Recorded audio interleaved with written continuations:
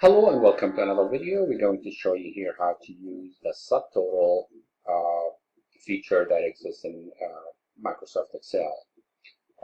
Later we're going to be talking about tables. In order for us to use the subtotal feature, we must actually have our data as a range, meaning it's not a table.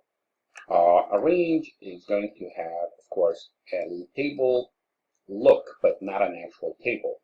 To differentiate that between a table and a range, if I do select all this range here from D1 all the way to D15, if I click Control T together simultaneously, press Control and press D, notice here it says, do you want to create a table? I'll say OK. And now this is not anymore a range, this is a table.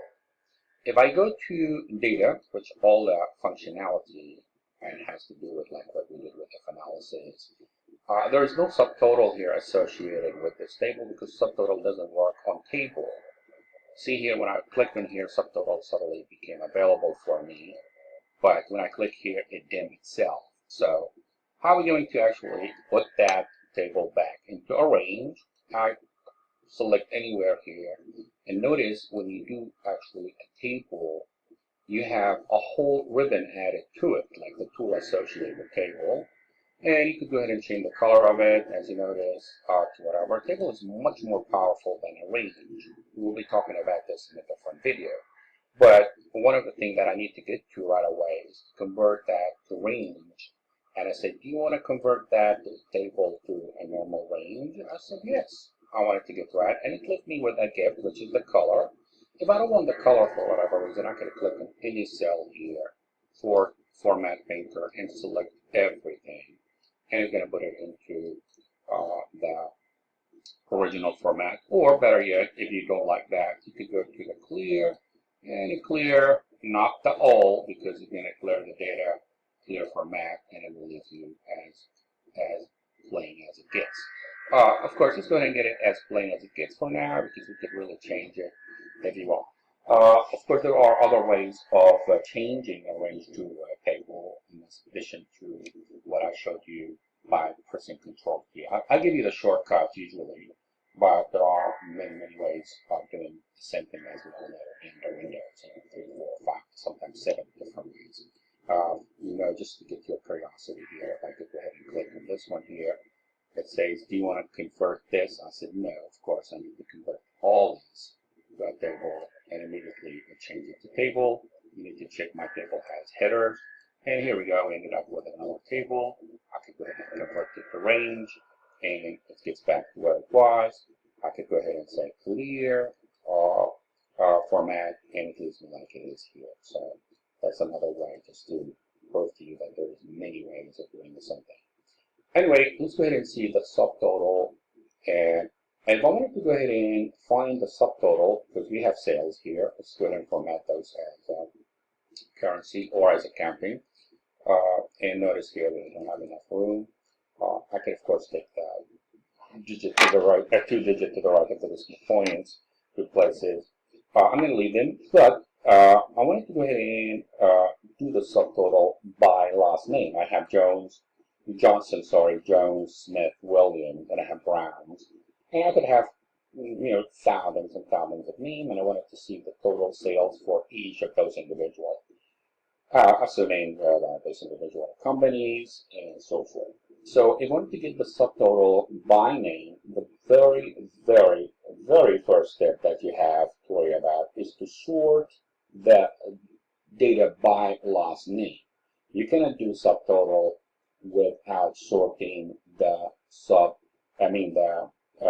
data criteria, which is here is the last name, in order to get the right result. Let's assume that I wasn't aware of the fact that I have to sort last name, and I wanted to get the subtotal, of course, based on the sales, and see how ugly it's going to look.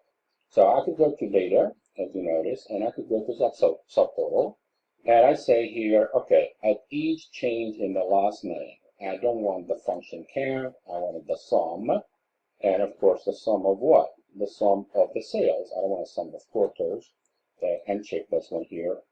So I'm going to go ahead and say, okay, show me the result.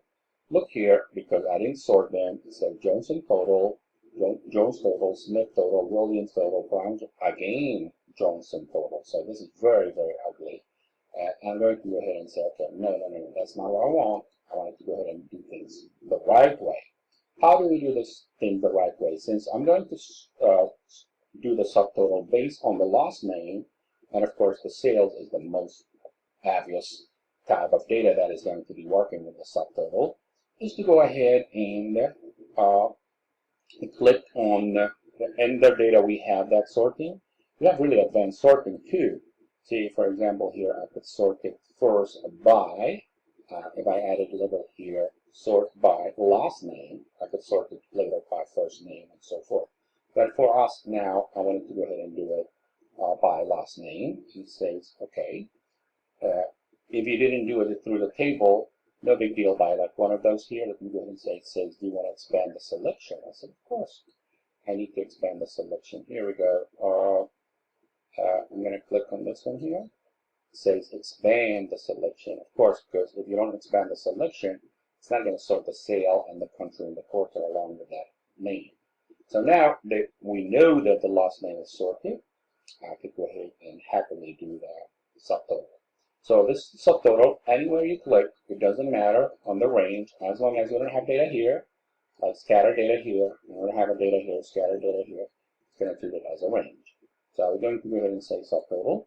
And now, very easily, at each change in the last name, and I wanted to do the sales, and I wanted to do the sum. If you like the average or the max, that's absolutely up to you.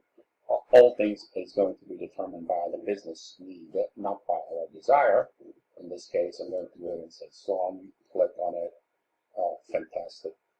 Really good way of looking at it. Because, first of all, in addition to expanding this, I have Smith, subtotal, Williams, Jones, Johnson, and Brown. That's the last name.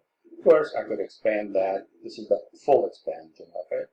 This is actually the second level, which shows me only the subtotal per name, as you notice. And this one here is going to show me the grand total for everybody. So subtotal has a collapse in expanding your data. If you want to expand one person, for example, or collapse one person, you could do that. So just because you're interested in looking at Jones, okay, or Smith, or whatever, that's completely up to you. So you see how easy it is. Also, you could go ahead and do multiple other things. For example, if your idea is to really do the subtotal not by the last name, you want to go ahead and do it by the country or by the quarter. So I'm going to go back to the subtotal here, and I'm going to click on it. I'll say remove all. So it's going to remove all the things that we have done. Now, if I want to do it by the country, I have to sort the data by the country. If I don't sort the data by the country, it's going to really give me the same issue that I had with the name when I didn't sort it. So now it's sorted by two countries, UK and United States. So I could go ahead and do it. But now I have to tell it that I need it to be based on the country, not on the last name. See here, it shows the last name. I said that's not going to work. I need the country. I need the sales to be the subtotal based on it. I need the sum of it, not the average, not the max, not the minimum, not the count. And here we go. Notice we have two things here. We have the total subtotal for United Kingdom and the subtotal for United States. And if I could go ahead and click on the second level, it shows me only the United Kingdom and United States. Of course, this is the grand total for both countries. I hope you enjoyed this. It's going to be a short video. That's not, but compared to the other video, it's a short one. And we'll continue with other topics. This is Dr. Hijazi. Thank you very much for taking the time to watch this video. Bye-bye.